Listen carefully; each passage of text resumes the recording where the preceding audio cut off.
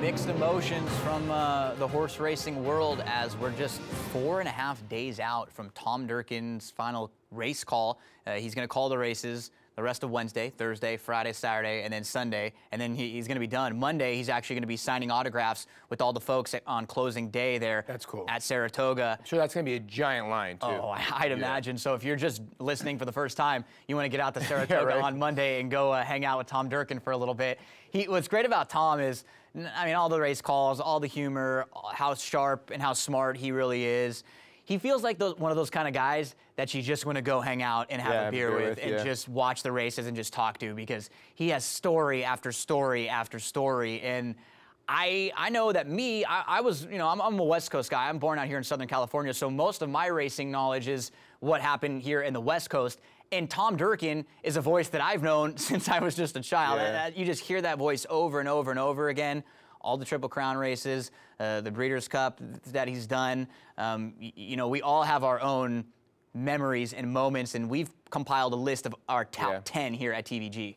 This is one of my favorites, too, involving the horse. He had two great calls with the one we're going to show you here, but you're right, Gino. I mean, I was a kid that was born on the East Coast, grew up on the West Coast, so it was Trevor Jedman and it was Tom Durkin. So the two guys, and to see one of them go, and a guy like Tom, and yeah, all the Breeders' Cups, all the Triple Crown races, phenomenal, phenomenal race caller. We're going to go 16 years back to the future right now, back to 1998. This is number 5.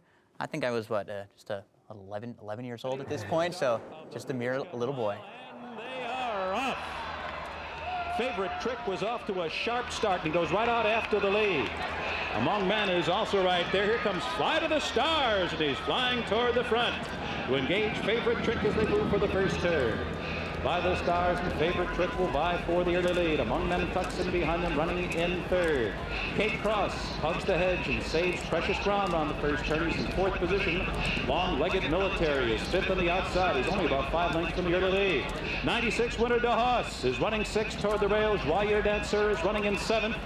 Favorite Prince in it among horses is 8th. Second Empire 9th toward the inside. Wacky Now is asked for run midway down the back stretch. Labib is still a bit on her. He's about 9 or 10 lengths from the lead. Then Mr. Lightfoot followed by Magellan.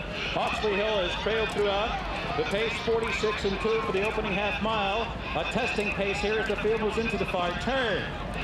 On the outside, Kate Cross, a short lead. Among Men toward the inside. Reigning Horse of the Year, Favorite Trick is right there. And Pat Day is moving with Favorite Trick. As they approach the top of the stretch, they are in front, the short lead. Fly to the Stars is just in behind them, and a host of pursuers are coming on. DeHaas is in with a chance on the outside. Second Empire. Hawksley Hill is now coming hard. Labib is finding his best start late. Joyeux Dancer on the outside, nothing left for Favorite Trick. It is DeHaas and Hawksley Hill. Hawksley Hill and DeHaas.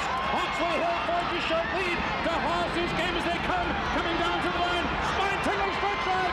DeHaas comes back. Unbelievable. Sensational.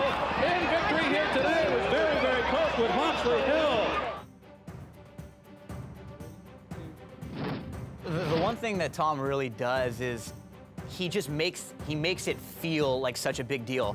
Every time you hear his voice, we're just so used to it that when you know you hear him, it's a big deal. Yeah. And he makes every race seem like such a big deal, whether it be the Breeders' Cup Mile or whether it be, you know, a $25,000 claimer. That's why people like him, because he brings that level of excitement and enthusiasm to a sport that can get a little monotonous sometimes. You know, the same things happen over and over and over again, and sometimes, you know, it's easy to get stuck in your routine. Which one's your favorite of those so far? Well, I mean, that one has a real soft spot in my heart. I mean, because at the end of that, he said this is maybe the greatest comeback since Lazarus, because the horse only had one race. He won the 96 Breeders' Cup Mile, had one race, and then won the 98 Breeders' Cup Mile. And the other part of it is he broke his maiden, DeHaas, at Turf Paradise. Oh, so you're a DeHaas guy. I'm a DeHaas guy, but yeah. 4 more left. I'm interested to see what the top 4 are.